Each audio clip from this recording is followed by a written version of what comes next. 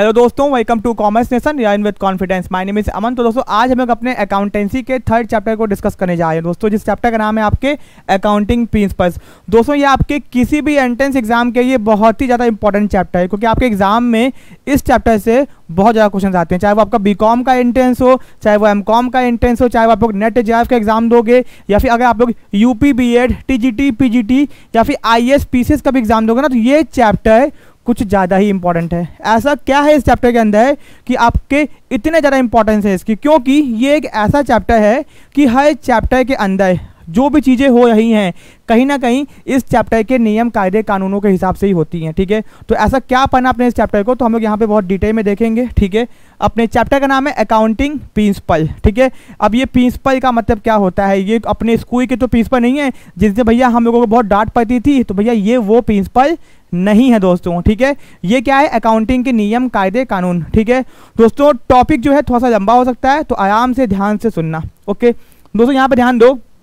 Nature of accounting, अगर आपको अच्छी इंग्लिश बोलनी है तो आपको ग्रामर आनी चाहिए। ठीक है ना, अच्छी इंग्लिश बोलने की आपको क्या आनी चाहिए, ग्रामर आनी चाहिए। वैसे ही अच्छी अकाउंटिंग आने की आपको अकाउंटिंग की ग्रामर आनी चाहिए। तो अकाउंटिंग की ग्रामर मतलब कि भैया अकाउंटिंग प्रिंसिपल को अकाउंटिंग की ग्रामर कहा गया है। ठीक है ना, अकाउंटिंग की ग्रामर कहा गया है। ओके, तो यहाँ पे आप लोग देख सकते हो, यहाँ पे आप लोग आराम से देख सकते हो, just as it is very necessary to have a good knowledge of grammar in order to have a sufficient control over the language। अगर आप अच्छे से बात करना चाहते हो तो आपको ग्रामर आनी चाहिए, का, के, की, कैसे हो, मतलब हिंदी इंग्लिश दोनों में। ठीक है, in the same way one must know the grammar of accounting, हमको अकाउंटिंग की भी ग्रामर आनी चाहिए।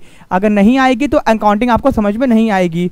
तो दिस इज वाई, यही एक रीज़न है, knowledge of accounting principle, accounting के कंसेप्ट, अकाउंटिंग के कन्वेंशंस, एजम्पशंस ये रिक्वायर्ड होते हैं, हमको पढ़ने पड़ते हैं। अकाउंटिंग कंसेप्ट क्या होते हैं, अकाउंटिंग प्रिंसिपल क्या होते हैं, अकाउंटिंग के एजम्पशंस क्या होते हैं, ये सब हम लोग यहाँ पे देखेंगे। ठीक है, जो भी आपके मन में डाउट्स हैं सब क्लियर हो जाएंगे। ओके, तो भैया नीचे आते हैं टॉपिक के ऊपर अपने। भैया यहाँ पे ध्यान दो, मीनिंग ऑफ अकाउंटिंग प्रिंसिपल। ये अकाउंटिंग प्रिंसिपल होते क्या, इसको आराम से और ध्यान से समझने की कोशिश करते हैं। अकाउंटिंग प्रिंसिपल आए, यही स्पीकिंग द रूल, अगर नॉर्मली बात की जाए तो ये नियम है। रूल का मतलब होता है नियम, which are based on the, जो कि आधारित होते हैं कस्टम्स के ऊपर, यूजेज के ऊपर, ट्रेडिशन के ऊपर। मतलब कि भैया नियम कायदे कानून, अकाउंटिंग प्रिंसिपल क्या है, कोई नियम है, वो किस चीज़ के ऊपर आधारित है, ट्रेडिशन के ऊपर, कस्टम के ऊपर। एग्जाम्पल के तौर पे भैया आप लोग अपने घर में जब भी कोई आता होगा तो पैर छूते होगे। ठीक है, या फिर आपके यहाँ जो भी तरीका होगा उनको वेलकम करने का, पैर छूते होगे या फिर नमस्ते करते हो, या फिर जो भी तरीका होगा आप लोग करते होगे, तो क्योंकि ये आपका रिवाज है, ये आपके घर का ट्रेडिशन है। तो अकाउंटिंग प्रिंसिपल क्या है, अकाउंटिंग प्रिंसिपल वो नियम है जो कि आधारित है, डिपेंड करता है कस्टम के ऊपर, यूजेज के ऊपर, जो कि हम लोग यूज़ करते हैं, ट्रेडिशन के ऊपर, एंड आई अकाउंटिंग प्रैक्टिस, जो कि हमारे देश के अकाउंटेंट उसको यूज़ करते हैं, प्रैक्टिस में करते हैं, आई बेस्ड ऑन देम, ये सब कुछ उन्हीं के ऊपर बेस्ड होता है। This principle are not fix, ये प्रिंसिपल फिक्स नहीं होते हैं, ये नियम फिक्स नहीं होते हैं, इनको टाइम के हिसाब से हम लोग बताते हैं। जैसे भैया पहले आप लोग पैर छूते थे, फिर आप लोग नमस्ते करने लगे, फिर आप लोग हाई करने लगे, फिर व्हाट्सएप करने लगे, फिर हेड ड्यूट करने लगे। तो भैया यही एक तरीका है आपका चीज़ों को, अकाउंटिंग के प्रिंसिपल भी फिक्स नहीं होते हैं। ठीक है, they are not fix but they vary according to change in the time, ये टाइम के हिसाब से चेंज होते रहते हैं। ठीक है, if particular problem has been solved, अगर कोई प्रॉब्लम सॉल्व हो गई अकाउंटिंग की मदद से, to one method evolved by one is who solve the problem and the same method is approved and adopted by other, it become principle. अगर accounting की कोई एक प्रॉब्लम सॉल्व हो गई किसी एक मेथड से एंड वही प्रॉब्लम किसी और ने भी सॉल्व कर दी, तो भैया वो क्या बन जाएगा, अकाउंटिंग का प्रिंसिपल बन जाता है। ठीक है, तो अकाउंटिंग प्रिंसिपल होते क्या, यहाँ बताया गया वो नियम है जो कि कस्टम, यूजेज, ट्रेडिशन के ऊपर आधारित होते हैं। ठीक है ना, पूरा अकाउंटिंग प्रैक्टिस इन्हीं के ऊपर डिपेंडेंट होता है, अकाउंटिंग पूरा इन्हीं के ऊपर डिपेंडेंट है। ठीक है, and they are not fix, ये फिक्स नहीं होता है, ये टाइम के हिसाब से चेंज होता रहता है। ठीक है, ओके, तो भैया अपने को समझ में आया कि अकाउंटिंग प्रिंसिपल वो नियम कायदे कानून हैं जिनके ऊपर पूरी अकाउंटिंग आधारित होती है। मतलब कि अकाउंटिंग बताया गया कि अकाउंटिंग करनी कैसे है, अकाउंटिंग के नियम बताए गए हैं। अगर नियम नहीं पता होंगे किसी गेम की तो आप गेम नहीं खेल पाओगे ना, वैसे अकाउंटिंग के नियम नहीं पता होंगे तो आप अकाउंटिंग भी नहीं कर पाओगे। ठीक है, तो अकाउंटिंग के नियम कायदे कानून जिसके ऊपर पूरी अकाउंटिंग बेस्ड होती है, आधारित होती है, डिपेंडेंट होती है, उसी को बोलते हैं अकाउंटिंग प्रिंसिपल। ओके, आपको समझ में आ गया होगा, ठीक है। अब अकाउंटिंग प्रिंसिपल के कुछ कैरेक्टरिस्टिक्स को यहाँ पे हम लोग देखेंगे।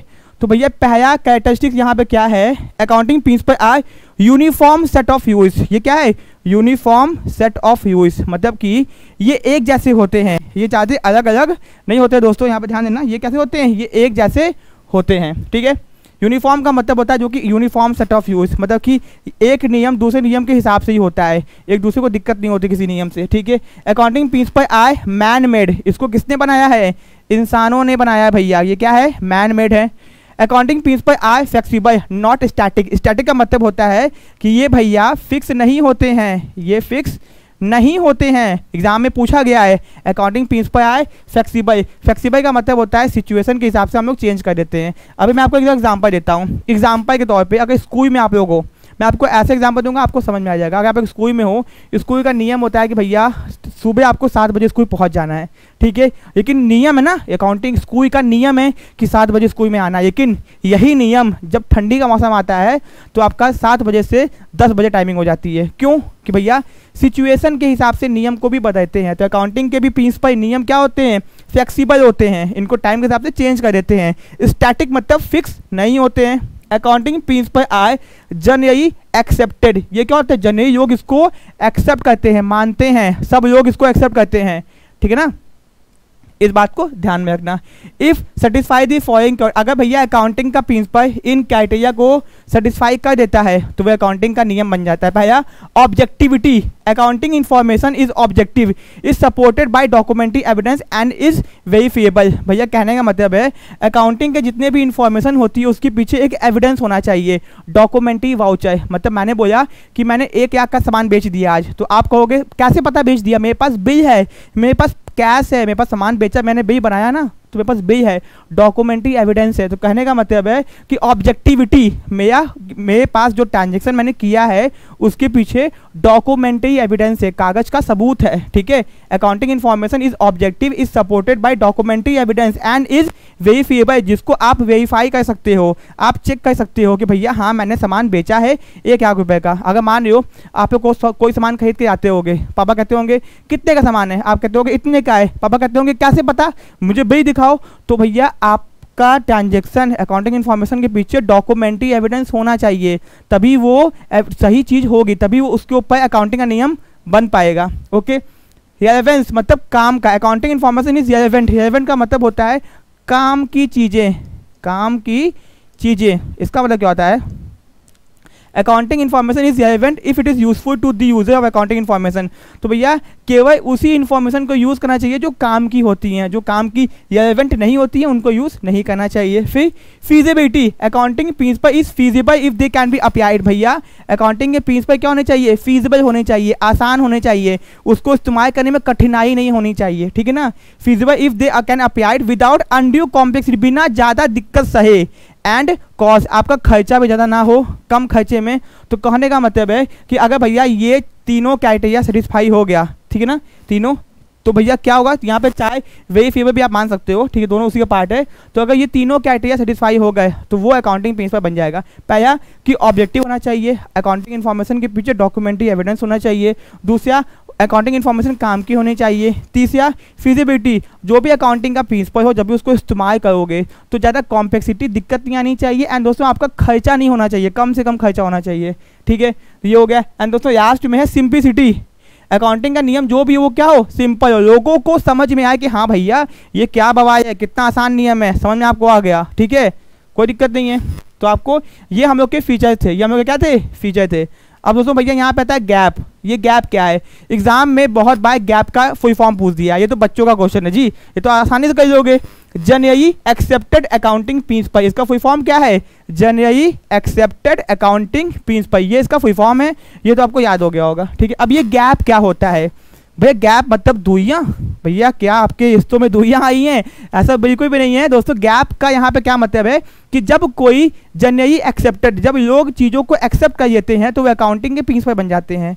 भैया लोगों ने कैसे माना कि मंदिर मस्जिद होना चाहिए, लोगों ने उसको एक्सेप्ट किया तो मंदिर बन गया, मस्जिद बन गया, भैया गुरुद्वारा बन गया, चर्च बन गया, लोगों ने एक्सेप्ट किया, जनरली एक्सेप्ट किया तो वो नियम बन गया, वो धर्म बन गया। वैसे ही अकाउंटिंग में अकाउंटिंग की चीज़ों को लोगों ने एक्सेप्ट किया तो अकाउंटिंग का नियम बन गया। जब लोगों ने माना तो भैया अकाउंटिंग का नियम बन गया। ठीक है भैया।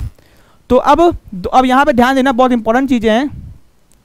तो गैप में भी एक्सप्रेस्ड, गैप का क्या मतलब है, दोज रूल, वो नियम, गाइडलाइंस, दिशा निर्देश एंड प्रिंसिपल विच आर, ठीक है ना, which are derived from the experience and practice, जो कि आपको होते हैं एक्सपीरियंस, मतलब कि देखो नियम, गाइडलाइन, प्रिंसिपल मतलब भी नियम ही होता है, विच आर डिराइव्ड, जो कि मिला है आपको एक्सपीरियंस से एंड प्रैक्टिस से, when they are useful to accounting basis, जब ये सब चीज़ें अकाउंटिंग करने में आपको मदद करती हैं, दे कैन एक्सेप्टेड, हम उसको एक्सेप्ट कर लेते हैं, तो वो अकाउंटिंग का प्रिंसिपल बन जाता है, अकाउंटिंग का प्रिंसिपल बन जाता है। तो क्या था इसका मतलब भैया, कहने का मतलब ये है नियम, गाइडलाइन, प्रिंसिपल, नियम हो गया, दिशा निर्देश हो गया, प्रिंसिपल हो गया, वो सब चीज़ जो कि आपको मिला है, कैसे मिला है, आपको एक्सपीरियंस हुआ है, काम किया, आपको एक्सपीरियंस हुआ, आपने प्रैक्टिस की, चीज़ें की, आपको समझ में आई, एंड जब लोगों ने उसको अपने अकाउंटिंग में उसको इस्तेमाल किया, लोगों ने उसको एक्सेप्ट कर लिया, तो वो क्या बन गया, अकाउंटिंग का प्रिंसिपल बन गया। तो अकाउंटिंग प्रिंसिपल एक ऐसे नियम, कायदे, कानून हैं, दिशा निर्देश हैं, जो कि लोगों ने अकाउंटिंग में इस्तेमाल किए, लोगों को अच्छा लगा, लोगों ने एक्सेप्ट कर दिया, वही बन गया अकाउंटिंग का प्रिंसिपल। ठीक है, कितना मस्त मीनिंग है यहाँ पे, आपको याद भी हो गया होगा। ओके, अब भैया if any principle possess all the characteristics, अगर किसी भी प्रिंसिपल के अंदर सारे कैरेक्टरिस्टिक्स, विशेषताएं होती हैं, क्या होती हैं, विशेषताएं होती हैं दोस्तों। ठीक है, ओके, सारी विशेषताएं होती हैं, एंड दे आर एक्सेप्टेड, वो क्या होते हैं, लोग उसको एक्सेप्ट भी करते हैं, by all, then they are known as accounting principle. अगर अकाउंटिंग प्रिंसिपल के अंदर सारी विशेषताएं, वो जो हमने पढ़े थे ना, मैन मेड, फ्लेक्सिबल, वो सारे कैरेक्टरिस्टिक्स होंगी, तो वो क्या बन जाएंगे, अकाउंटिंग के प्रिंसिपल बन जाएंगे, लोग उसको एक्सेप्ट भी करनी चाहिए। इन्हीं को बोलते हैं गैप, इन्हीं को क्या बोलते हैं, गैप बोलते हैं। बहुत इंपॉर्टेंट है, याद रखना कि भैया इफ एनी प्रिंसिपल, कोई भी नियम, पोजेस, उसके पास सारी कैरेक्टरिस्टिक्स होती हैं अकाउंटिंग प्रिंसिपल की, then they are known as accounting principle, उसी को बोलते हैं गैप। ये आपके एग्जाम में पूछा गया है meaning. This principle are developed by, भैया इन प्रिंसिपल को कौन बनाता है, इन प्रिंसिपल को कौन बनाता है, ICAI, फुल फॉर्म पूछ सकता है, institute of chartered accountant of India, आपके एग्जाम में ये फुल फॉर्म पूछ सकता है। अब दोस्तों AICPA अमेरिका में कौन बनाता है, American institute of certified public accountant, ठीक है ना, ये भी फुल फॉर्म आपसे पूछ सकता है। एंड दोस्तों institute of chartered accountant of England, England में भैया ये लोग बनाते हैं। ठीक है, तो इंडिया में, अमेरिका में, इंग्लैंड में देख लो, चाइना का भी आप लोग चाहो तो देख सकते हो, वैसे भी इतना अच्छा नहीं होगा वहाँ का। ओके, तो आपको समझ में आ गया होगा ये। ठीक है, अब हम लोग आगे आते हैं अपने टॉपिक के ऊपर। ठीक है दोस्तों, चीज़ें बहुत आसान होती हैं, इतनी कठिन नहीं होती हैं, हम लोग को इतना सोचना पड़ता है कि क्या है क्या नहीं है। तो ये हो गया। अब दोस्तों accounting principle are classified into 2 category, accounting के जो प्रिंसिपल हैं वो 2 कैटेगरी के अंदर क्लासिफाई किए गए हैं, 2 कैटेगरी के अंदर। ठीक है ना, इसको याद रखना है। पहला क्या है, अकाउंटिंग कंसेप्ट्स और एजम्पशंस, अकाउंटिंग के कंसेप्ट्स या फिर एजम्पशंस। तो कंसेप्ट्स कहो या फिर एजम्पशंस कहो, बात एक ही है। एंड अकाउंटिंग कन्वेंशंस, भैया अब कंसेप्ट्स क्या होते हैं, कन्वेंशन क्या होते हैं, बड़ी दिक्कत की बात है। अब देखो जो कंसेप्ट है ना वो यूज़ करना कंपल्सरी है, अकाउंटिंग के कंसेप्ट या फिर एजम्पशंस क्या हो उसको मानना कंपल्सरी, आपको मानना। अगर आप इंडिया में हो, बिजनेस करते हो, तो ये कुछ ऐसे नियम बताए गए हैं इसके अंदर जिसको आपको यूज़ करना कंपल्सरी है। लेकिन कन्वेंशन जो है ना, अगर आपको अच्छा लगता है तो इस्तेमाल करो, नहीं लगता तो मत करो। 3-4 चीज़ें बताई गई हैं, तो सब हम लोग देखेंगे। अब दोस्तों यहाँ पे अकाउंटिंग कंसेप्ट्स को देखते हैं कि अकाउंटिंग कंसेप्ट्स क्या होते हैं। There are some assumptions on which accounting is based, भैया कुछ एजम्पशंस होते हैं, कुछ चीज़ें आपको माननी पड़ती हैं। जैसे कि भैया जब भी आप इकोनॉमिक्स के अंदर प्रोडक्शन पॉसिबिलिटी कर पाते होगे तो आपको कुछ चीज़ें एज्यूम करनी पड़ती होंगी ना, कि भैया केवल 100 टन होगा, केवल 2 ही गुड्स को प्रोड्यूस करेंगे, टेक्नोलॉजी को चेंज नहीं करेंगे। तो वैसे ही there are some assumptions on which accounting, जिसके ऊपर अकाउंटिंग क्या होती है, बेस्ड होती है। ठीक है, these assumptions are most natural, are not forced one, ये नेचुरल होती हैं। एग्जाम्पल के तौर पे भैया आप लोग बिजनेस करते होगे, तो बिजनेस आप लोग कर रहे थे, अब आपको प्रॉफिट कब होगा, लॉस कब होगा, कैसे पता चलेगा। तो आपने देखा कि चलो 1 साल होता है, 1 साल के बाद हम लोग अकाउंटिंग करेंगे, तो ये क्या हो गया, ये पूरा आपका क्या, ये आपने 1 साल को एज्यूम कर लिया अकाउंटिंग पीरियड, सबने मान लिया भैया। तो यही तो हो गया भैया assumption. These are general motions, यहाँ पे पाई हो, these assumptions are most natural, ये नेचुरल होती हैं, ये जबरदस्ती नहीं बनाई जाती हैं, लोग इसको आसानी से मान जाते हैं।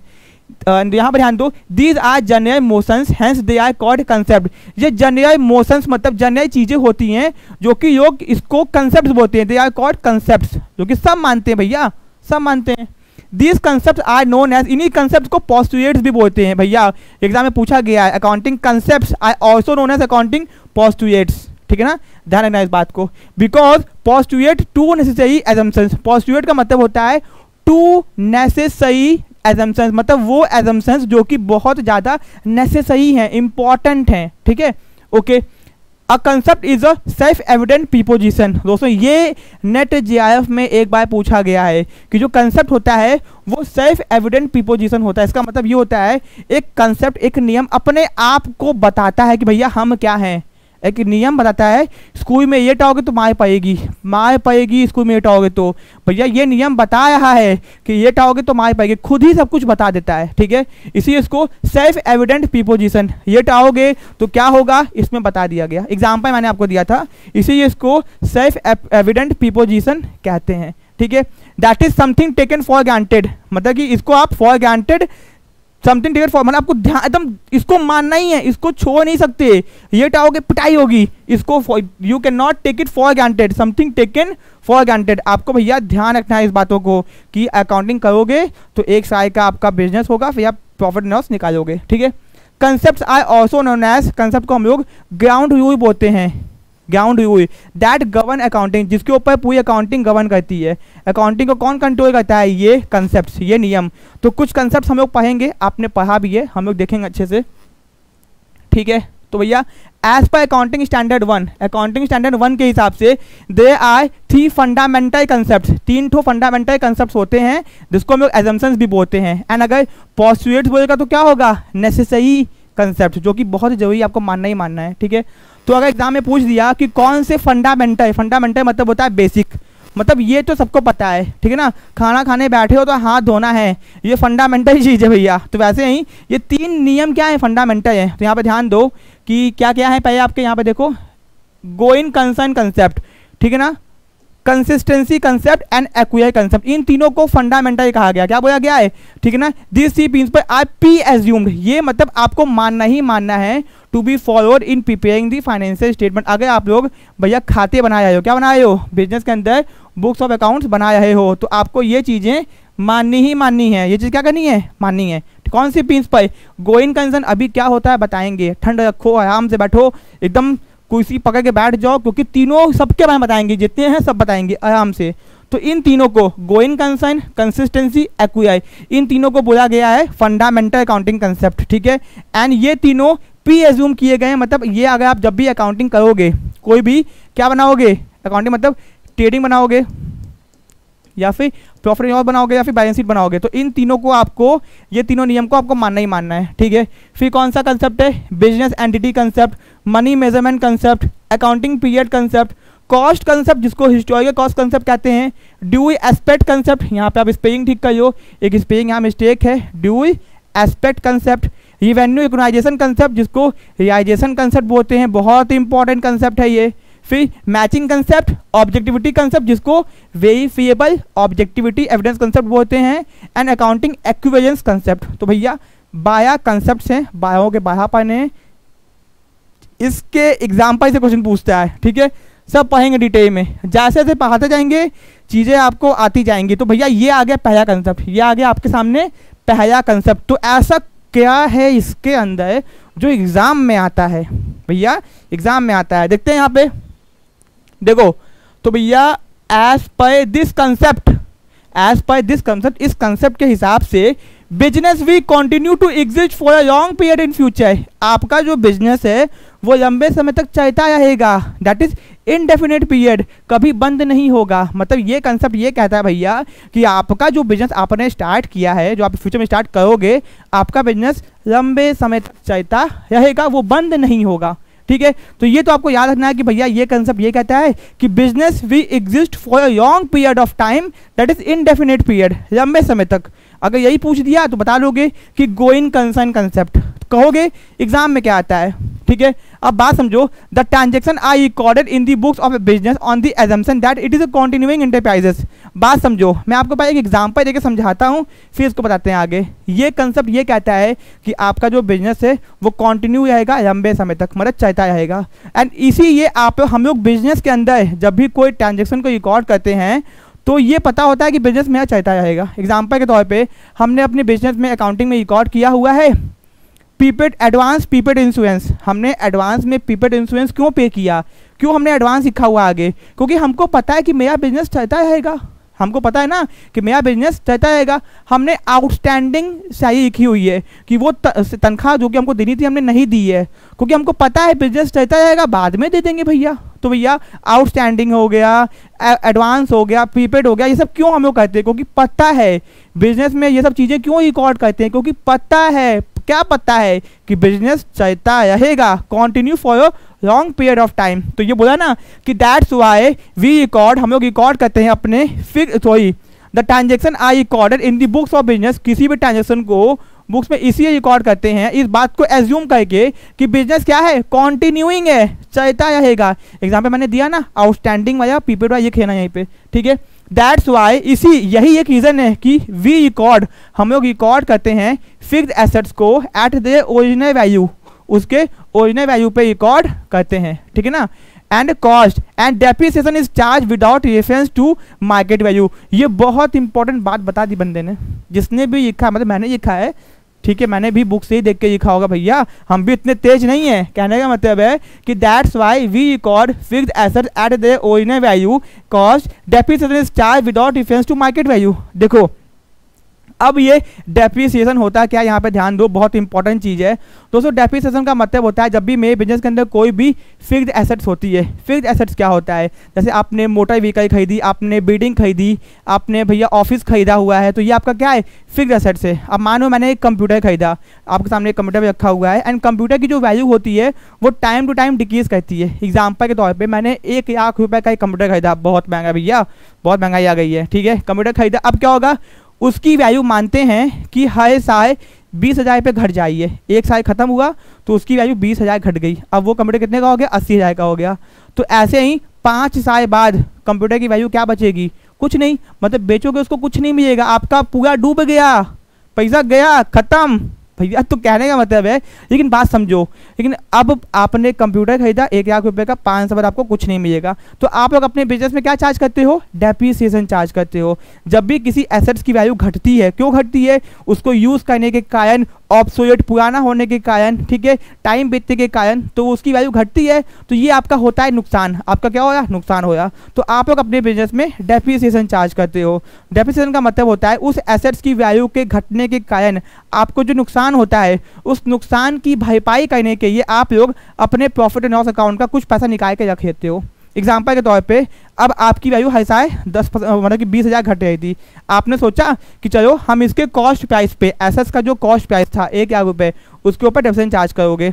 तो आपने सोचा चलो 10% से डेप्रिसिएशन चार्ज करते हैं। आपने पहले साल अपने एसेट्स के ऊपर डेप्रिसिएशन चार्ज किया 10% से, ठीक है, आपका 1 लाख का 10% होगा 10,000 रुपये, ठीक है। तो आप उस साल क्या करोगे, जो भी आपने प्रॉफिट कमाया होगा उस प्रॉफिट में से 10,000 रुपये निकाल के अलग रख लोगे, ठीक है। आपकी वैल्यू कितनी हो गई एसेट्स की, 80,000, आपने 10,000 निकाल के रखिया। फिर भैया अगले साल फिर आपने डेप्रिसिएशन चार्ज किया 10,000 का, तो 5 साल बाद आपके एसेट्स की वैल्यू हो गई 0, और आपने ऐसे ही 10,000 10,000 10,000 5 साल तक 50,000 निकाल के रखिया। हर साल आपने अपने प्रॉफिट को कम किया और 10,000 इकट्ठा होता गया, 50 से आपके पास इकट्ठा हो गया, ठीक है। अब क्या करोगे, कुछ पैसा और डाल के नया एसेट्स परचेज कर लोगे, ठीक है ना। कुछ आप चाहो तो 20% से भी डेप्रिसिएशन चार्ज कर सकते थे, कुछ उसमें कंडीशंस होती हैं, वो बात की बात है। मतलब कि आपने फ्यूचर में जो आपका नुकसान हो जाता है, अपने नुकसान से भाई आपको पता है कि भैया मेरा बिजनेस है, बिजनेस चलता रहेगा, बिजनेस में एसेट्स यूज होती रहेगी एंड इसकी वैल्यू घटती रहेगी, तो क्यों ना इसके ऊपर डेप्रिसिएशन चार्ज करते हैं, ठीक है, जिससे कि जब इसकी वैल्यू घट जाएगी तो हमारे पास एक पैसा इकट्ठा हो जाएगा, जिससे कि हम नया एसेट्स को परचेज कर सकेंगे। तो यही तो बताया था जी, हमको समझ में नहीं आया था। दैट्स वाई, इसीलिए तो हम लोग फिक्स एसेट्स को उसके ओरिजिनल वैल्यू पे रिकॉर्ड करते हैं। यही तो एग्जाम में पूछता है कि भैया किस अकाउंटिंग के प्रिंसिपल के हिसाब से हम लोग एसेट्स को उसके ओरिजिनल वैल्यू पे रिकॉर्ड करते हैं एंड उसके ऊपर डेप्रिसिएशन चार्ज करते हैं, ठीक है, उसकी मार्केट वैल्यू चाहे जो भी हो, हमको उससे मतलब नहीं। तो भैया अगर पूछेगा कि किस प्रिंसिपल के हिसाब से हम लोग बिजनेस में एसेट्स के ऊपर डेप्रिसिएशन चार्ज करते हैं उसके कॉस्ट प्राइस पे, ठीक है, तो बता दोगे गोइंग कंसर्न कंसेप्ट। भैया ये है अपने कंसेप्ट, इनका नाम ये लोगे आप लोग, आपका आंसर हो जाएगा सही, ठीक है। अब यहाँ पर देखो, it is also because going concern concept outside party enter into long term contract. बहुत ही इंपॉर्टेंट बात, यही एक कारण है जो कि आउटसाइड पार्टीज होती हैं, बाहर की पार्टीज, जो भैया बाहर वाले लोग नहीं होते हैं, आपके बिजनेस से कॉन्ट्रैक्ट क्यों करते हैं, आपके बिजनेस से कॉन्ट्रैक्ट क्यों करते हैं outside parties enter into long term contract with the enterprise, क्योंकि उनको पता है कि आपका बिजनेस चलता रहेगा। भैया कोई आप हो भैया घर बनाते हो, कंस्ट्रक्शन का काम करते हो, तो कुछ लोग आए भैया मेरा घर बना दो, 5 साल में मेरा घर बना देना, आपने उनसे कांटेक्ट किया क्योंकि उनको पता है, आपको ही पता है कि आपका बिजनेस चलता रहेगा, इसलिए तो आप क्या करते हो, लंबे लंबे समय के कॉन्ट्रैक्ट्स करते हो बिजनेस में दूसरे लोगों के साथ में, एंड गिव लोन देते हो, and purchase the debenture and share debenture क्यों परचेज करते हैं, डिबेंचर परचेज करते हैं कि भैया हमको इंटरेस्ट मिलेगा, बिजनेस लंबे समय तक चलता जाएगा ना, यही सोच के तो ये सब खरीदते हो बेचते हो, ठीक है। तो लॉन्ग टाइम कॉन्ट्रैक्ट हो गया, लोन देना हो गया, शेयर डिबेंचर परचेज करना हो गया, क्यों, क्योंकि पता है business continue for long period of time. तो मोटा मोटी बात करें तो ये कहता है कि इस प्रिंसिपल के हिसाब से आपका जो बिजनेस है लंबे समय तक चलता रहेगा। इसी नियम के हिसाब से हम लोग किसी भी एसेट्स की ऊपर डेप्रिसिएशन चार्ज करते हैं, फिक्स एसेट के ऊपर डेप्रिसिएशन चार्ज करते हैं उसके ओरिजिनल कॉस्ट के ऊपर, ठीक है। एंड इसी के कारण हम लोग लॉन्ग टर्म कॉन्ट्रैक्ट्स करते हैं, शेयर खरीदते हैं, डिबेंचर खरीदते हैं, लोन देते हैं। एग्जाम्पल भी देखना पड़ेगा, एग्जाम्पल भी याद करके जाना। प्रीपेड एक्सपेंसेस, भैया एडवांस में खर्चा काहे करते हैं, क्योंकि पता है बिजनेस चल जाए, भैया एडवांस में कर दिए, क्या दिक्कत है, कर दिए। Which have no realisable value as soon assets, बड़ी इंपॉर्टेंट बात है, जिनकी रियलाइजेबल वैल्यू नहीं होती है। ये क्या मतलब है, अगर मान लो मैंने कोई एडवांस में खर्चा कर दिया तो देखो उसका फ़ायदा अब हमको बाद में ही मिलेगा, अगर बाद में हम लोग को वो सर्विस नहीं चाहिए तो हमको उससे अब कोई बेनिफिट नहीं होने वाला, क्योंकि हमने एडवांस में खर्चा कर दिया, फ्यूचर में हमको उससे कोई रियलाइजेबल वैल्यू नहीं होगी। एंड इसको हम लोग एसेट्स दिखाते हैं, आपने जो भी खर्चा एडवांस में किया है वो आपका क्या है, एसेट्स है, क्योंकि वो खर्चा का बेनिफिट तो अभी मिलेगा नहीं, बाद में मिलेगा, तो उसकी कोई वैल्यू नहीं होती है, बट तब भी हम लोग उसको एसेट्स दिखाते हैं बैलेंस शीट में, एंड बेनिफिट हमको इसका फ्यूचर में मिलेगा, ठीक है। ओके तो प्रीपेड एक्सपेंसेस क्यों करते हैं, कोई भी एडवांस में खर्चा क्यों करते हैं, प्रीपेड इंश्योरेंस प्रीमियम एग्जांपल मैंने दे दिया, प्रीपेड रेंट, प्रीपेड सैलरी क्यों करते हैं भैया, इसी ये नियम कहता है कि बिजनेस चलता रहेगा तो हम लोग कर देते हैं, भैया चल जाए तो बाद में देखेंगे, बाद में फायदा उठाएंगे एडवर्टीजमेंट का या फिर किसी भी खर्चे का। Without this concept classification of current assets, and ये सीए का मतलब है करंट एसेट्स और फिक्स एसेट और short term long term liability can not be made. अगर भैया ये नियम नहीं होता तो आपको मैं बता दूं कि जो हमको पता है करंट एसेट्स क्या होते हैं, करंट एसेट्स आज दो एसेट जो कि पैसे में कन्वर्ट हो जाएंगे एक साल के अंदर। तो भैया जो करंट एसेट आपके होते हैं वो पैसे में कन्वर्ट होते हैं एक साल के अंदर, तो एक साल के अंदर भैया एक साल बिजनेस चलेगा, यही नियम है, यही प्रिंसिपल है, जो इसी के कारण हम लोग करंट एसेट्स को फिक्स एसेट्स की मीनिंग डेफिनेशन बनाई गई है, इसी प्रिंसिपल के हिसाब से बनाई गई है। Okay and short term long term liabilities की लायबिलिटी भैया वो पैसा जो एक साल के अंदर हमको पे करना है, एक साल के बाद पे करना है, लॉन्ग टर्म लायबिलिटीज, ये कैसे बात होती है, यही नियम कहता है ना कि बिजनेस चलता रहेगा, इसीलिए तो मैंने आपको प्रॉपर बहुत ही डिटेल में बताया है भैया कि ये प्रिंसिपल क्या कहता है, आपको समझ में आ गया होगा, कोई भी डाउट नहीं होगा, ठीक है। तो भैया अब आते हैं दूसरे प्रिंसिपल के ऊपर, कंसिस्टेंसी कंसेप्ट। तो भैया ये कंसेप्ट क्या कहता है, ऐसा क्या है इस कंसेप्ट के अंदर जो कि ये कहता है, ठीक है, ये छोटा बात दोस्तों हो जाता है, ठीक है। अब देखो टेक्नोलॉजी है भैया, इसमें हम लोग को ज़रा छेड़छाड़ नहीं करनी चाहिए, ठीक है, क्योंकि छेड़छाड़ करोगे तो क्या होगा, दिक्कत होगा, ठीक है ना, दिक्कत होगा भैया, तो फिर आप लोग समझ सकते हो। ओके ठीक है, थोड़ा सा बात कहते हैं आप लोग को, अच्छा देखो ये सब हम आपके कहते हैं, ये हम तो छोटे में भी पढ़ाते बड़े में पढ़ाते, आपको अच्छे से समझ में आना चाहिए, ठीक है भैया। देखो ये भी ओपन हो गए। कंसिस्टेंसी कंसेप्ट ये क्या कहता है, कंसिस्टेंसी कंसेप्ट दोस्तों कहता है कि बिजनेस के अंदर जो देखो किसी भी काम को करने के बहुत सारे तरीके होते हैं, बहुत सारे तरीके होते हैं। अगर आपको आपके घर से अपने मार्केट में जाना है तो कार से जा सकते हो, बाइक से जा सकते हो भैया, ठीक है ना, पैदल जा सकते हो, दोस्त से गिफ्ट मांग के जा सकते हो, तो बहुत तरीका है। तो वैसे ही बिजनेस के अंदर जैसे कि मैंने एग्जांपल दिया था डेप्रिसिएशन, तो डेप्रिसिएशन चार्ज करने के कितने तरीके हैं, आप लोग सोचे भी नहीं होंगे कितने तरीके हो सकते हैं। एग्जांपल के तौर पे देखो, एक तरीका होता है स्ट्रेट लाइन मेथड, एक होता है WDV मेथड, तो भैया एन्युटी मेथड, तो बहुत सारे तरीके होते हैं। क्या होते हैं? बहुत सारे तरीके होते हैं डेप्रिसिएशन चार्ज करने के। अब दिक्कत ये है कि किस मेथड से डेप्रिसिएशन चार्ज करोगे, किस मेथड से आप लोग डेप्रिसिएशन चार्ज करोगे। तो भैया जिससे भी आप लोग मान लो कि आपने एग्जांपल के तौर पे आपने चूज़ किया SIM method, straight line method आपने चूज़ किया। चलो भैया ठीक है, चूज़ कर लिया। तो भैया आपने जब ये मेथड स्ट्रेट लाइन मेथड, जिसको ओरिजिनल कॉस्ट मेथड भी बोलते हैं, ये डेप्रिसिएशन चार्ज करने का एक तरीका होता है, आपने ये मेथड इस्तेमाल किया, तो भैया पहले साल इसको इस्तेमाल करो, दूसरे साल भी इसको इस्तेमाल करो, तीसरे साल भी इसको इस्तेमाल करो। मतलब कि जो मेथड आपने चूज़ किया है कम से कम उसको कंसिस्टेंट रखो, चेंज मत करो। अगर आपने पहले साल SIM किया, दूसरे साल आपने सोचा चलो भैया मज़ा आएगा WDV कर लेते हैं, तीसरे टाइम आपने एन्युटी मेथड इस्तेमाल कर दिया, चौथे टाइम कियो मेथड कर दिया, तो देखो दिक्कत क्या होगी। दिक्कत ये होगी कि आप लोग हर साल मेथड बदल रहे हो, तो आप लोग अपने बिजनेस को कभी कंपेयर नहीं कर पाओगे, ना ही खुद से कंपेयर कर पाओगे अपने प्रॉफिट्स को प्रीवियस ईयर का करंट ईयर से, ना ही दूसरे के बिजनेस से कंपेयर कर पाओगे। तो ये नियम बस इतना से कहता है, बस छोटी सी बात कहता है आपसे, समझियो। कहता है भैया देखो जो भी प्रिंसिपल इस्तेमाल करो ना, वो अगले साल तुम 2 3 4 साल तक चेंज मत करो, उसको कंसिस्टेंट रखो, ठीक है ना। चेंज करना ये भी नहीं कहता कि मत करो भैया, अगर जरूरी है तो चेंज करो, लेकिन ये बताओ कि आपको वो जरूरी क्यों है एंड उससे आपको क्या फायदा होगा, ये आपको बताना पड़ेगा, ठीक है ना।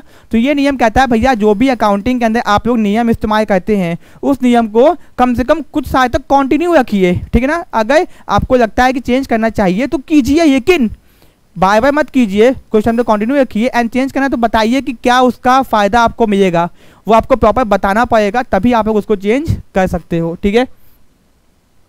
ठीक है भैया, तो यहाँ पे मैं आपको बता दूं कि ये बहुत इंपॉर्टेंट चीज़ें थी, ठीक है ना, ये बहुत इंपॉर्टेंट चीज़ें थी, क्योंकि अगर आप समझोगे नहीं ना चीज़ें, मैं आपको रटवा भी सकता हूँ, 2 मिनट लगेगा आपको रटवाने के अंदर, ठीक है ना, लेकिन चीज़ें समझो। तो as per this concept accounting principle and methods should be remain, अकाउंटिंग के जो भी आपके प्रिंसिपल हैं, जो भी आपके मेथड्स हैं, शुड बी रिमेन कंसिस्टेंट, वो कंसिस्टेंट हैं from 1 year to another year, एक साल से दूसरा तक क्या है चेंज ना हो, वो कंसिस्टेंट है, जो थे जैसे थे वैसे ही हैं, ठीक है। And this should not be change, इसको चेंज ना किया जाए फ्रॉम ईयर टू ईयर, भैया हर साल चेंज मत करो, ठीक है। इन ऑर्डर टू इनेबल, अगर आप लोग चाहते हो मैनेजमेंट टू कंपेयर दी, आपका मैनेजमेंट बिजनेस का वो कंपेयर कर सके आपके बिजनेस के प्रॉफिट एंड लॉस को, आपके बिजनेस के बैलेंस शीट को डिफरेंट अलग अलग पीरियड के, and draw important conclusion, and उनसे इंपॉर्टेंट कंक्लूजन निष्कर्ष पे पहुंच सके। अगर आप चाहते हो कि आपके बिजनेस का जो मैनेजमेंट है या फिर आप खुद कि आप अपने बिजनेस के बुक्स ऑफ अकाउंट्स की मदद से एक अच्छे निर्णय में पहुंच सको, तो भैया जो भी मेथड इस्तेमाल करते हो उसको चेंज मत करो, ठीक है ना। कम से कम ईयर टू ईयर कंसिस्टेंट रखो, चेंज करोगे तो मेथड के असर के कारण आपकी चीज़ें फ्लक्चुएट होंगी एंड सही प्रॉफिट एंड लॉस भी नहीं पता चलेगा और सही कंक्लूजन भी नहीं पता चलेगा, ठीक है। ठीक है, समझ आ गया आपको, ठीक है। एग्जाम्पल के तौर पर दोस्तों यहाँ पे ध्यान दो कि अ फर्म फॉलो, एग्जाम्पल यहाँ पे एग्जाम्पल भी डेप्रिसिएशन का ही दिया हुआ है, एग्जाम्पल भी आपका डेप्रिसिएशन का भी दिया हुआ है। A firm chooses several method of depreciation, एक फर्म जो है बहुत सारी मेथड इस्तेमाल करती है डेप्रिसिएशन की, जैसे कि SIM हो गया, WDV हो गया, but it is expected that one chosen will be, ये एक्सपेक्ट किया जाता है कि जो भी चूज करो वो कंसिस्टेंट रहे ईयर टू ईयर, ठीक है ना। As such if accountant feel, अगर अकाउंटेंट को लगता है कि change in a particular method will lead to better disclosure, उसको लगता है कि इस मेथड को चेंज करने से फायदा होगा, अच्छा फायदा होगा, ठीक है ना, तो disclosure then change method should be, वो उसको अडॉप्ट करिए, उसको यूज करिए, ठीक है भैया, आपको लगता है तो कर लो। बट हाउएवर क्या nature and effect of change, क्या चेंज हुआ है, कैसे चेंज हुआ है, उसका क्या इफेक्ट हुआ है मेथड, एंड जस्टिफिकेशन, आपको जस्टिफिकेशन देना पड़ेगा कि बताइए भैया क्यों चेंज किया है आपने, ठीक है ना। For the must be stated by the way of foot note, and आपको बैलेंस शीट के फुट नोट में बताना पड़ेगा इनेबल, जिससे कि जो उसको यूज करते हैं, जो इन्वेस्टर शेयर होल्डर सबको पता चल सके फाइनेंशियल स्टेटमेंट के, to be aware of the change, लोगों को उस चेंज के बारे में पता चल सके, ठीक है ना। ओके, तो ये आपको समझ में आ गया। तो ये प्रिंसिपल क्या कहता है कि भैया जो भी आप नियम कायदे कानून इस्तेमाल करो वो ईयर टू ईयर चेंज मत करो, कंसिस्टेंट रखो। यहाँ पे भी डेप्रिसिएशन का एग्जाम्पल उठाया है कि मेथड को चेंज मत करो, ठीक है ना। यहाँ पे अलग तरीका है, वहाँ पे अलग तरीका है। डेप्रिसिएशन का एग्जाम्पल दोनों में ही आया बट तरीका अलग है। वहाँ पे फिक्स्ड एसेट के ऊपर डेप्रिसिएशन चार्ज करने के लिए बोला गया था, यहाँ पे मेथड को चेंज मत करने को बोला गया था, ठीक है। चलो आपको ये भी समझ में आ गया। अब आते हैं एक्यूआई कंसेप्ट पे। देखो अगर हम बात करें तो आपको बस इतनी सी बात जाननी है कि ये कंसेप्ट ये कहता है चाहे बिजनेस के अंदर कोई भी ट्रांजेक्शन कैश में हो चाहे क्रेडिट में हो, दोनों को रिकॉर्ड करना चाहिए। ऐसा नहीं कि कैश में हो तो ही रिकॉर्ड करो, चाहे कैश में हो चाहे क्रेडिट में हो, दोनों को रिकॉर्ड करो, उसको छोड़ो मत, ठीक है। As per this concept a transaction is recorded. देखो यहाँ पे को आपको बेसिकली एक क्वेश्चन एग्जाम में आता है इस टॉपिक से, वो आपको मैं बता दूं कि कैश और credit both transaction are recorded. यही आपको याद करना है भैया, ये बहुत इंपॉर्टेंट चीज़ है कि चाहे ट्रांजेक्शन कैश में हो चाहे क्रेडिट में हो, बोथ ट्रांजेक्शन आर रिकॉर्डेड। ये याद करियो कि एक्यूआई कंसेप्ट ये कहता है, ठीक है ना। It help to find the earning capacity. इससे आप अपने बिजनेस की अर्निंग कैपेसिटी, जो बात की बात है, ठीक है भैया। मेन तो यही था ना कि कैश का ट्रांजेक्शन हो चाहे क्रेडिट का ट्रांजेक्शन हो, किस नियम के हिसाब से रिकॉर्ड करते हैं, एक्यूआई कंसेप्ट के हिसाब से। इट हेल्प, ये आपको मदद करता है कि अपने बिजनेस की फाइनेंशियल पोजीशन पता कर सको, अर्निंग कैपेसिटी पता कर सको, ठीक है ना। ओके, तो ये आपको ऊपर जो आपको लिखा मैं आपको पढ़ के बता देता हूँ, ऊपर का कोई काम का नहीं है। As per this concept a transaction is recorded in the books of account at a time when it is entered. जब भी वो ट्रांजेक्शन होता है तभी उसको रिकॉर्ड कर लो, not when settlement take place. जब उसका सेटलमेंट होता है तब मत करो। हमने 1 लाख का सामान उधार में बेचा, ठीक है, पैसा हमको 1 महीने बाद मिलेगा, तो 1 महीने बाद रिकॉर्ड नहीं करेंगे, तुरंत रिकॉर्ड करेंगे, ठीक है ना। दस रेवेन्यू इज रिकॉग्नाइज, जो आपने पैसा कमाया है वो आपने रिकॉग्नाइज किया। व्हेन इट इज रियलाइज्ड, जब आपको वो पैसा व्हेन इट इज रियलाइज्ड, तो आपको जब आपने ट्रांजेक्शन किया। व्हेन सेल इज कंप्लीट और service are ended it is immaterial. मतलब ये काम की बात नहीं है, आपने सामान बेचा, आपको पैसा कम मिला, उससे मतलब ही नहीं है, ठीक है ना। आपको बस इससे मतलब है कि भैया ट्रांजेक्शन कब हुआ, ट्रांजेक्शन कब हुआ, पैसा कब मिला, पैसा कब दिया, सामान कब गया, इमटेरियल चीज़ें हैं, ठीक है। तो मतलब कहने का मतलब यही है, ट्रांजेक्शन क्या है, कैश में हो चाहे क्रेडिट में हो, उस दोनों को रिकॉर्ड करता है, ठीक है ना, तुरंत। सिमिलरली एक्सपेंसेस, ये भी वही बात बताया है, तो इसमें हम डीप में नहीं जाएंगे। इतना मैंने आपको बता दिया कि कैश में ट्रांजेक्शन हो चाहे क्रेडिट में हो, दोनों को रिकॉर्ड करेंगे। ऊपर मैंने आपको बता दिया, ठीक है भैया। अब आते हैं बिजनेस एंटिटी कंसेप्ट, जिसको हम लोग कहीं ना कहीं भैया आप लोग पढ़े होंगे, ठीक है ना, इसको देख लो, ठीक है ना, आपने कहीं ना कहीं इसको पढ़ा होगा।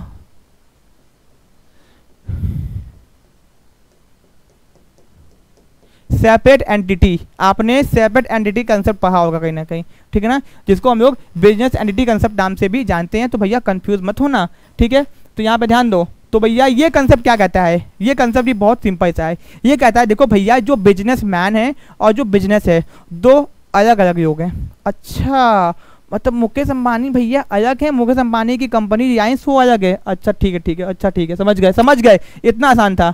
तो भैया as per this concept business is considered a separate entity. Business अपने आप में एक सेपरेट एंटिटी होती है, डिस्टिंक्ट फ्रॉम इट्स ओनर। उसका ओनर एक अलग बंदा है। एग्जाम्पल के तौर पर अगर आपके घर के अंदर अदानी कंपनी की इलेक्ट्रिसिटी आती है, एग्जाम्पल के तौर पर अदानी कंपनी की आती है, तो भैया आप मान लो लाइट चली गई, तो आप सीधे अदानी को फ़ोन नहीं करोगे भैया लाइट चली गई है, नहीं तो केस ठोक देंगे।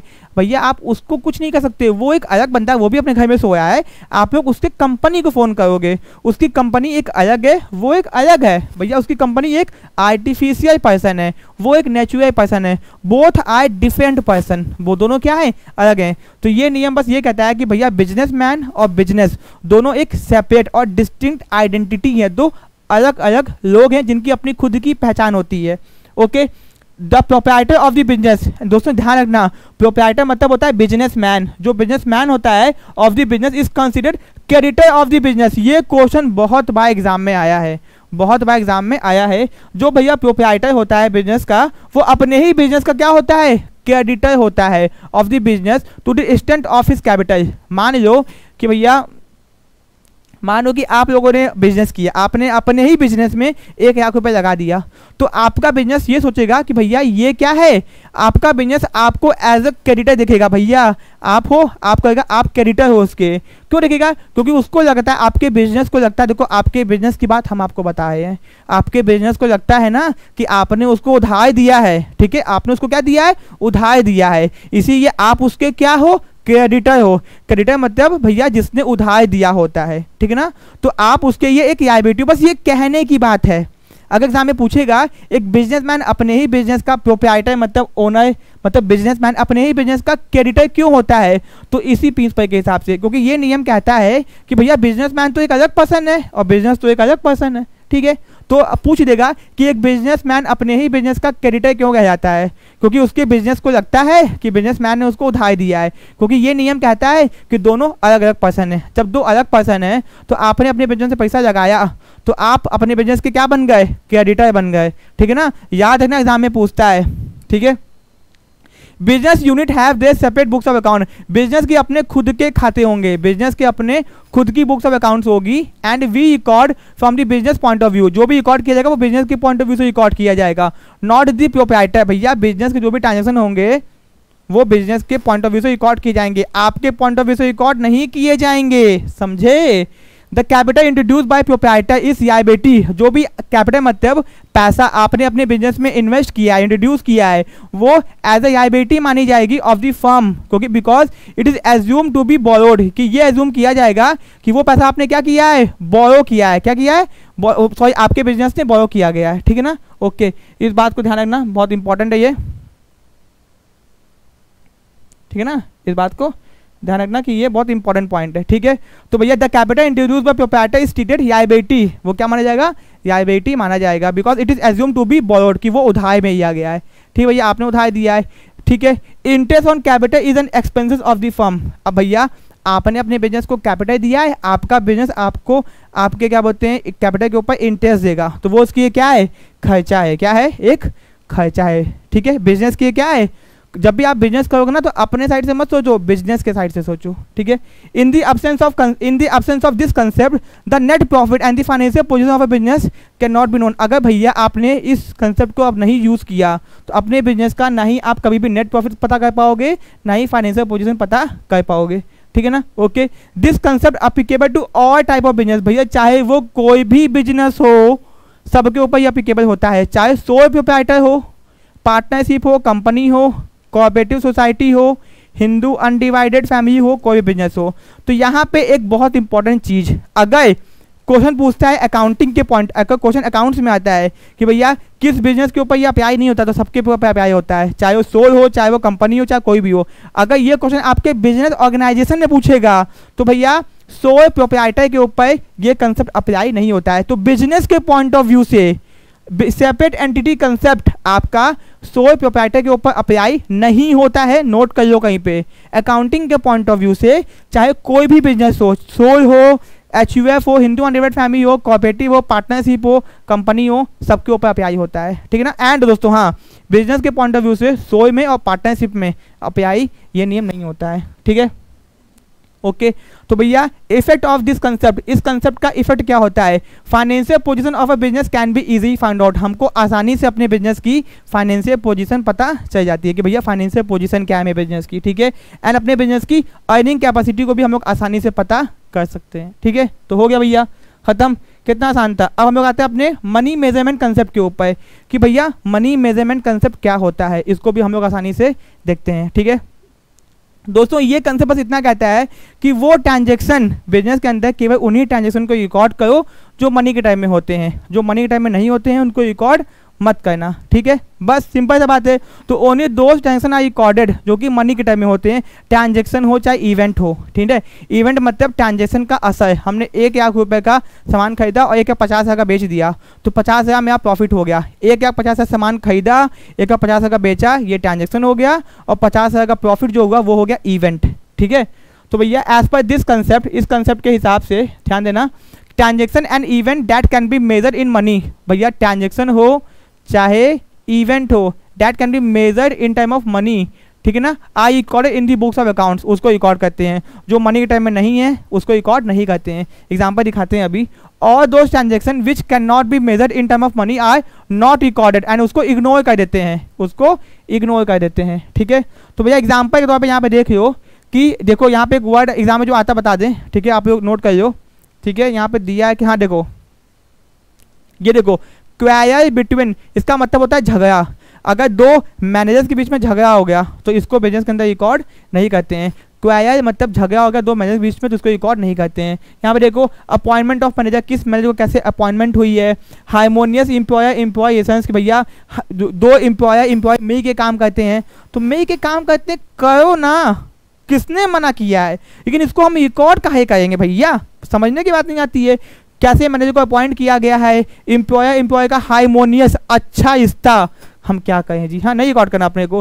टीम ऑफ डेडिकेटेड एम्प्लॉय, भैया team of dedicated employee, employee की टीम बहुत डेडिकेटेड है, ठीक है, मन से काम करो, तनख्वाह टाइम पे मिलेगा, इसको रिकॉर्ड नहीं करेंगे। लेकिन क्वायर बिटवीन मैनेजर्स, भैया दो मैनेजर्स या फिर उनसे अधिक मैनेजर्स के बीच में झगड़ा हो गया, उसको काहे रिकॉर्ड करेंगे।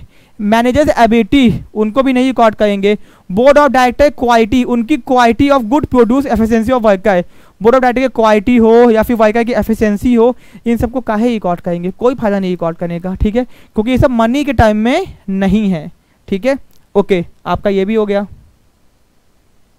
ठीक है, अब दोस्तों यहाँ पे accounting period concept, accounting period concept क्या कहता है भैया, अकाउंटिंग का पीरियड कंसेप्ट क्या कहता है। अकाउंटिंग का पीरियड कंसेप्ट दोस्तों ये कहता है कि भैया देखो हम लोग बिजनेस करते हैं, आप लोग कोई भी पूरे इंडिया में पूरी दुनिया में बिजनेस हो रहा है, तो भैया आपको ये जानना होगा ना कि आपको प्रॉफिट हुआ कि लॉस हुआ।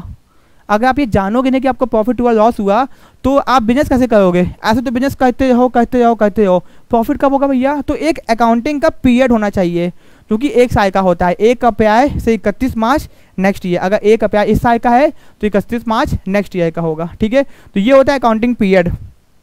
तो बिजनेसमैन क्या करते हैं, पूरा बिजनेस करते हैं पूरे अकाउंटिंग पीरियड में, और उसके बाद अपने अकाउंट्स बुक्स ऑफ अकाउंट्स को बनाते हैं, पता करते हैं प्रॉफिट हुआ कि लॉस हुआ। ओके, तो every business wants to know the result of his investment, हर businessman wants to know the result of अपने इन्वेस्टमेंट का नतीजा जानना चाहता है। एंड एफर्ट, जो उसने भैया इतनी मेहनत की है, ठीक है, आफ्टर अ सर्टेन पीरियड, एक टाइम पीरियड के बाद में, तो यूजुअली 1 ईयर, 1 साल, ये guided as the ideal for this purpose, उसको 1 साल को अच्छा माना गया, एंड फॉर दिस पर्पज इसको बना दिया गया पीरियड, इसको बोलते हैं अकाउंटिंग पीरियड। 1 साल का अकाउंटिंग पीरियड 1 साल का होता है, ध्यान समझना। ये वर्ड एग्जाम में ये वर्ड आ गया था।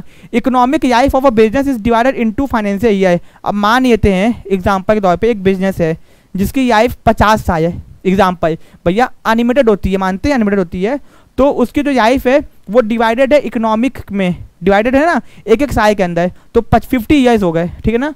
तो economic life of business is divided into financial year, business की जो लाइफ होती है उसको हम लोग फाइनेंशियल ईयर में डिवाइड कर देते हैं, जो कि एक साल का होता है। फ्रॉम 1 अप्रैल टू 31 मार्च, जो कि पीरियड ऑफ 12 मंथ होता है, 12 महीने का होता है, ठीक है ना। कंपनीज एक्ट 2013 जो कि कहता है income tax act require, companies act और income tax require that financial statement prepared and, वही कि आपको अपने फाइनेंशियल स्टेटमेंट, मतलब भैया profit and loss account and balance sheet, इसको आपको एनओई बनाना है, एक साल पे बनाना है, ठीक है ना। ओके, तो भैया अकाउंटिंग पीरियड कंसेप्ट क्या कहता है कि भैया आपका जो बिजनेस का इकोनॉमिक लाइफ है उसको डिवाइड किया गया फाइनेंशियल ईयर में, ठीक है ना।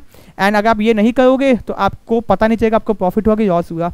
इसका आइडियल पीरियड क्या है, 1 साल, 1 अप्रैल से 31 मार्च नेक्स्ट ईयर, ठीक है। इंडिया में पहले 1 जनवरी से 31 दिसंबर होता था, बट अब इंडिया में वो अप्लीकेबल नहीं होता, इंडिया में लोग पूरे इंटरनेशनल ये अपनाने लगे हैं, ठीक है। तो भैया इसका फायदा क्या होगा, financial position of 1 year compare with another, आप अपने बिजनेस के फाइनेंशियल पोजीशन को 1 साल से दूसरे साल में कंपैरिजन कर पाओगे। Earning capacity of the 1 year compare with another, आप अपने बिजनेस की अर्निंग कैपेसिटी को भी कंपेयर कर पाओगे, फाइनेंशियल पोजीशन को, अर्निंग कैपेसिटी को। Proprietor and outsider can be derive various conclusion, वो लोग बहुत सारे कंक्लूजन, क्योंकि आप हर साल बार अपने बनाओगे खाते, उनको जो भी काम की चीज़ें होंगी वो इस्तेमाल करेंगे, भैया हाँ इनका इतना प्रॉफिट इतना लॉस, इसमें इन्वेस्टमेंट करना चाहिए कि नहीं करना चाहिए, जो भी चीज़ें हैं, ठीक है। ओके दोस्तों, ये हो गया आपका।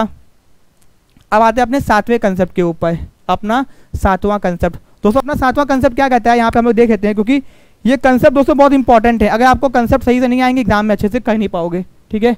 तो भैया कॉस्ट कंसेप्ट, जिसका दूसरा नाम है हिस्टोरिकल कॉस्ट कंसेप्ट, भैया तो यही क्वेश्चन पूछ देगा कि cost concept is also known as historical cost concept.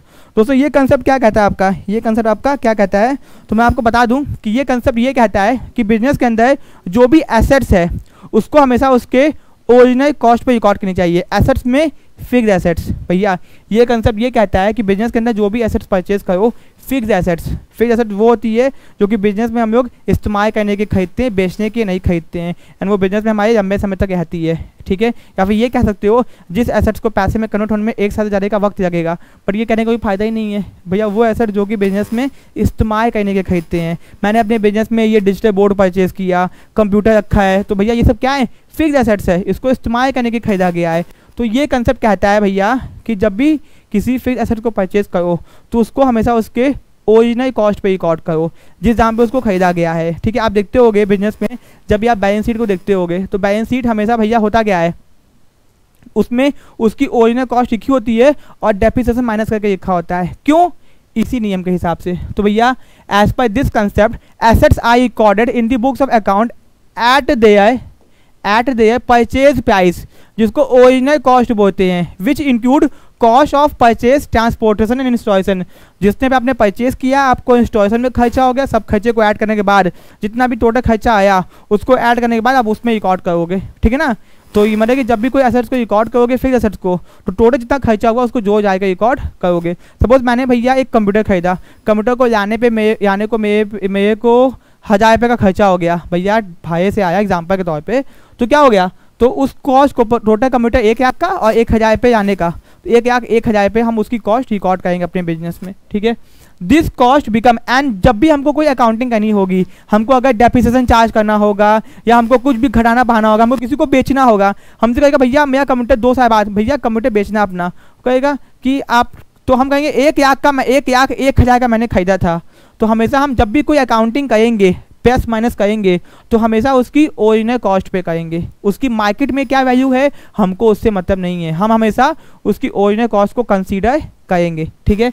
तो द कॉस्ट बिकम, वो जो कॉस्ट आपकी होगी जिस दाम पे आपने उसको खरीदा है, basis of all the subsequent accounting, जितनी भी अकाउंटिंग करेंगे एसेट्स के ऊपर हमेशा उसी कॉस्ट के ऊपर करेंगे। इट इज ऑल्सो कॉल्ड, इसको हम लोग हिस्टोरिकल कॉस्ट बोलते हैं, क्योंकि ये पास्ट से रिलेटेड, पास्ट मतलब जो कि आपने पहले खरीदी थी उस दाम की बात हो रही है, इसीलिए इसको हिस्टोरिकल कॉस्ट भी बोलते हैं। Assets is recorded at cost, asset को हमेशा कॉस्ट पे रिकॉर्ड करते हैं at the time of its purchase, ठीक है ना। By is systematically reduce, and वो सिस्टमैटिकली धीमे धीमे रिड्यूस होती रहती है उसके ऊपर डेप्रिसिएशन चार्ज करके, ठीक है। The market value of assets में भी change with the passage of time, market value assets की चेंज होती रहती है टाइम के हिसाब से, बट एसेट्स हम लोग हमेशा बैलेंस शीट में दिखाते हैं किस वैल्यू पे, कॉस्ट यस डेप्रिसिएशन, उसकी जो कॉस्ट है और डेप्रिसिएशन माइनस करके दिखाते हैं, ठीक है। तो भैया अकाउंटिंग कॉस्ट कंसेप्ट ये कहता है जब भी कोई एसेट को परचेज करो तो उसको उसका हमेशा कॉस्ट प्राइस पे दिखाओ, ठीक है। जो भी अकाउंटिंग करनी है उसी प्राइस पे करो।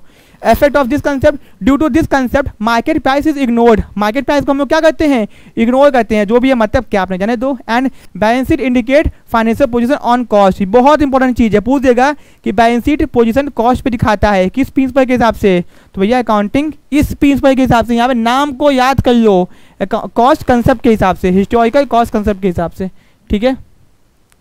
तो भैया यहाँ पे आप आते हैं, this concept is mainly for, ये कंसेप्ट फिक्स्ड एसेट्स के लिए होता है, current assets are not affected by it, current assets का कोई मतलब नहीं है इससे, ठीक है भैया, समझ में आ गया।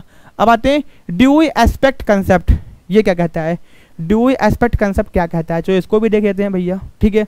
तो भैया as per this concept business में जब भी कोई ट्रांजेक्शन होते हैं तो उसके 2 पहलू होते हैं, मतलब मान लो कि मैंने ये पेन खरीदी, तो ये पेन होता क्या है, मैंने खरीदी तो मैंने इसके 1000 रुपये दिया, तो भैया अब मैं क्या रिकॉर्ड करूँगा, मैंने 1000 रुपये दिया और पेन खरीदी, किसी भी ट्रांजेक्शन्स के 2 साइड्स होते हैं और दोनों साइड्स को रिकॉर्ड करना चाहिए। अगर मैंने रिकॉर्ड किया पेन खरीदी तो भैया मैंने 1000 रुपये गया वो रिकॉर्ड नहीं किया, तो हमको समझ में नहीं आएगा। छोटा मोटा ट्रांजेक्शन है तो ठीक है, बट जब बिजनेस बहुत बड़ा होगा, ट्रांजेक्शन ज़्यादा होंगे तो हमको समझ में नहीं आएगा।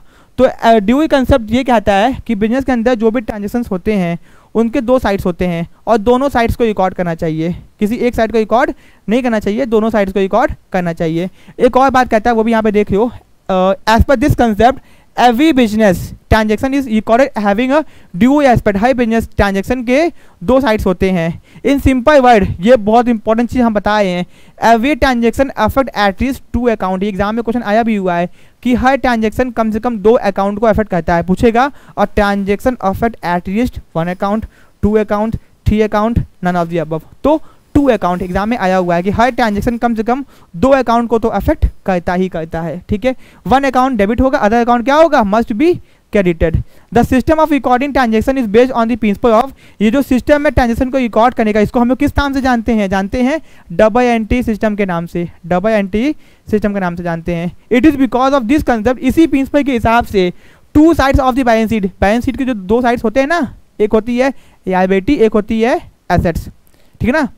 Liability plus capital equal to assets, इसी कारण से ये इक्वल होते हैं, ठीक है। Assets equal to liability plus capital, capital equal to assets minus liability. ये तो घुमा दिया फॉर्मूला को, कोई दिक्कत नहीं है। effect of this concept help in detecting the errors of employee and having strict control over them। भैया एम्प्लॉयज ने कौन सी गलतियां करी थी उनको पता कर सको एंड उनके ऊपर कंट्रोल कर सको। तो भैया ये कंसेप्ट क्या कहता है, ये कंसेप्ट इतना कहता है कि बिजनेस में कोई भी ट्रांजेक्शन होते हैं उनके 2 साइड्स होते हैं, उन दोनों साइड्स को रिकॉर्ड करना चाहिए। एक ट्रांजेक्शन कम से कम 2 अकाउंट को अफेक्ट करता है, ठीक है, ओके। एंड यही एक कारण है जिसके कारण बैलेंस शीट के दोनों साइड्स इक्वल रहते हैं, ठीक है भैया। अब यहाँ पे देखो बहुत इंपॉर्टेंट चीज़ है, ये बहुत इंपॉर्टेंट चीज़ है, ठीक है। रेवेन्यू रिकॉग्नाइजेशन कंसेप्ट, जिसका दूसरा नाम है रियलाइजेशन कंसेप्ट, ध्यान रखना बहुत इंपॉर्टेंट चीज़ है ये, ठीक है ना, एग्जाम में आया हुआ है बहुत बार, ठीक है ना। तो भैया यहाँ पे ध्यान दो, ठीक है। रेवेन्यू रिकॉग्नाइजेशन कंसेप्ट, जिसका दूसरा नाम क्या है, रियलाइजेशन कंसेप्ट। इसका क्या मतलब होता है, as per this concept revenue is earned by sale of goods और द प्रोवाइडिंग सर्विस। रेवेन्यू मतलब होता है सामान को बेच जो पैसा कमाते हैं उसको बोलते हैं रेवेन्यू। हमने भैया मान लो 1 साल के अंदर 1 करोड़ का सामान बेच दिया, तो 1 करोड़ में क्या हो गया, रेवेन्यू हो गया। प्रॉफिट की बात नहीं कर जाए, 1 करोड़ का सामान बेचा है, इसमें से हम लोग खर्चे को माइनस करेंगे तब प्रॉफिट आएगा, ठीक है।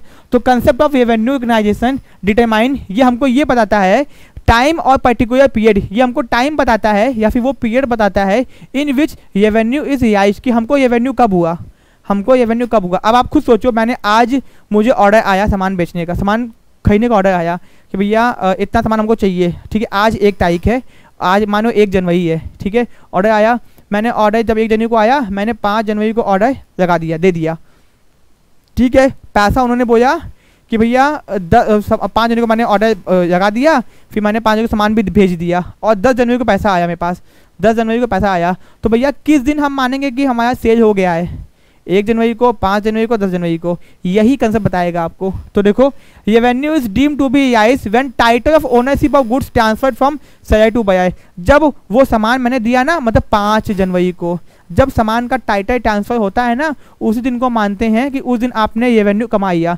जिस दिन ऑर्डर आया उस दिन नहीं मानोगे, जिस दिन आपने सामान को ट्रांसफर किया, पैसा भले 10 को मिला, उससे मतलब नहीं है। सामान का ओनरशिप का टाइटल जिस दिन ट्रांसफर हुआ उस दिन रेवेन्यू रिकॉग्नाइज हो गया, आपने पैसा कमाया, ये माना जाएगा। सरकार यही मानेगी भैया, आप कुछ भी मानो, पैसा वो ना दे भाग जाएगी, सरकार यही मानेगी, ठीक है। तो revenue is deemed to be realised when title of ownership of the goods transferred from seller to the buyer and when he गई become liable, and वो कानूनी तौर पे liable हो चुका है पेमेंट करने के लिए, to pay amount. It is not related to receipt of cash, cash कब मिलेगा उससे मतलब ही नहीं है, ठीक है। यहाँ एग्जाम्पल देख रहे हो, ठीक है। इफ अ फर्म गेट्स, एक फर्म को ऑर्डर मिला 1 जनवरी को एंड सप्लाई गुड्स ऑन 20 जनवरी, 1 जनवरी को ऑर्डर मिला, ऑर्डर कब मिला, 1 जनवरी को मिला, एंड गुड्स कब सप्लाई किया गया, 20 जनवरी को किया गया, एंड रिसीव कैश, कैश कब आया उसके पास, 1 अप्रैल को आया, ठीक है भैया। तो किस दिन मानेंगे, 1 अप्रैल, 20 जनवरी की 1 जनवरी, द रेवेन्यू अर्न्ड ऑन 20 जनवरी, क्योंकि 20 जनवरी को आपने गुड्स की ओनरशिप क्या कर दी है, ट्रांसफर कर दी है, उसी दिन इसीलिए इस दिन माना जाएगा। तो रेवेन्यू आपने कब कमाया, 20 जनवरी को। ये कंसेप्ट बस ये बताता है, ठीक है। तो भैया revenue in case of income, revenue in case of income such as rent, interest, commission etcetera is recognised on time basis. ये भी याद करियो कि भैया अगर कोई रेवेन्यू इन केस अगर इनकम की बात हुई है, रेंट की बात हुई है, इंटरेस्ट, कमीशन, तो यहाँ पे टाइम बेसिस के हिसाब से होता है। कब मिला, कब सामान ट्रांसफर हुआ उससे मतलब नहीं है, टाइम के हिसाब से होता है। एग्जाम में पूछ सकता है आपके। एक्सेप्शन, तो भैया एक्सेप्शन का मतलब क्या होता है कि ये 3 चीज़ें जो हैं इनके ऊपर ये नियम लागू नहीं होता कि आपने सामान जब ट्रांसफर कर दिया तभी आप मानोगे कि आपको रेवेन्यू रिकॉग्नाइज हो गया है।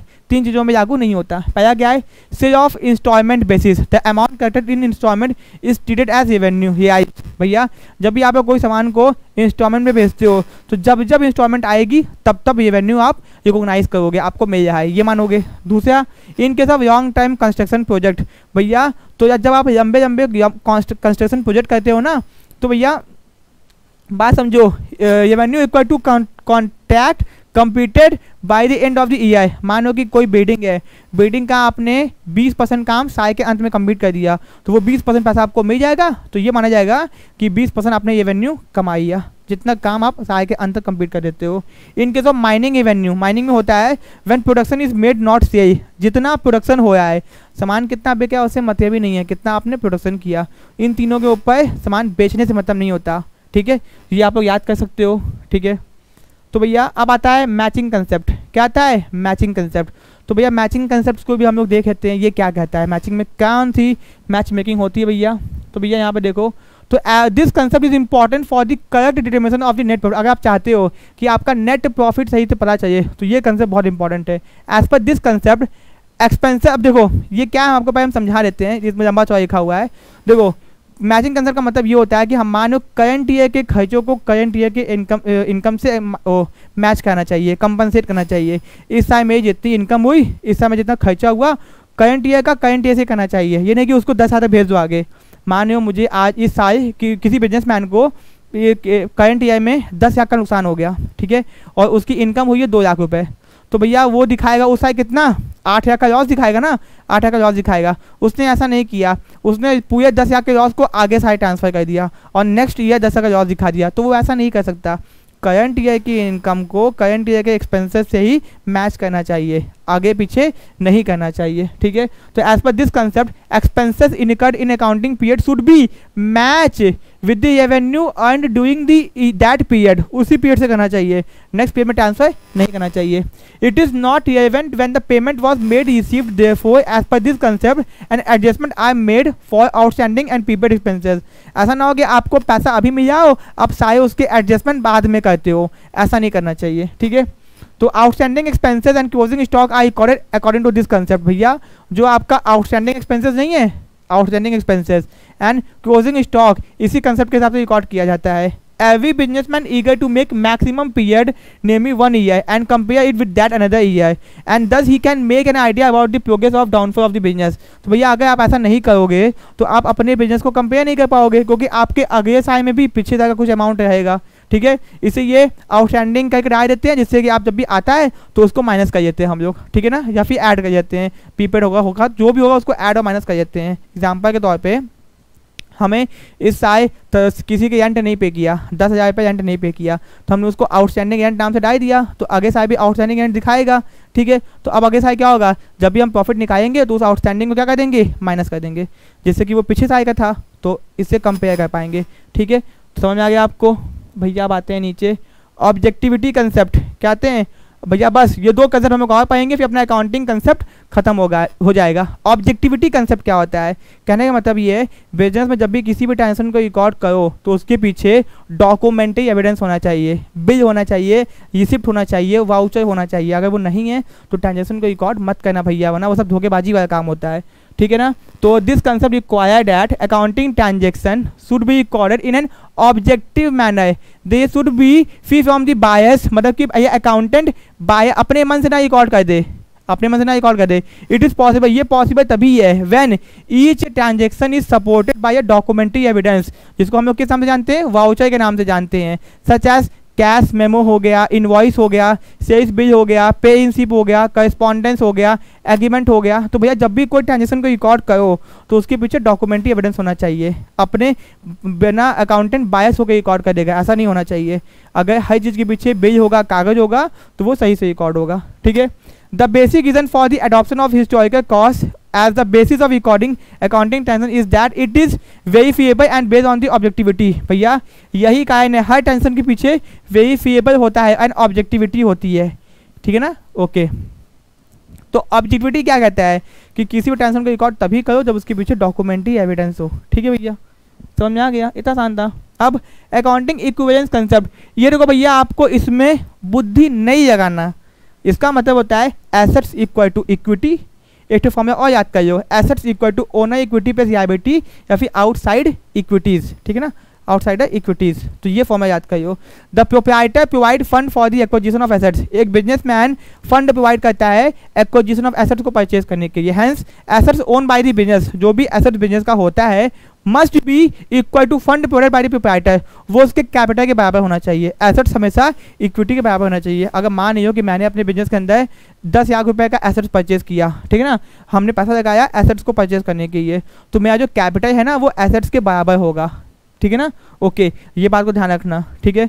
तो भैया हमने सारे प्रिंसिपल पढ़ी है यहाँ पे। अब अकाउंटिंग कन्वेंशन है, जिसमें कन्वेंशन ऑफ फुल डिस्क्लोजर है, कन्वेंशन ऑफ मेटरिटी है, कन्वेंशन ऑफ कंजर्वेटिज्म है, ठीक है। बस फिर अपना ये चैप्टर ही खत्म हो जाएगा। तो हम लोग कन्वेंशन के ये अलग चैप्टर रखेंगे, क्योंकि ये बहुत बड़ा वीडियो हो गया है दोस्तों। सारे कंसेप्ट हम लोगों ने अच्छे से पढ़ी है, ठीक है। कन्वेंशन को नेक्स्ट पार्ट में रखेंगे। एंड अगर आपको वीडियो पसंद आए तो वीडियो को लाइक और चैनल को सब्सक्राइब कर देना, ठीक है।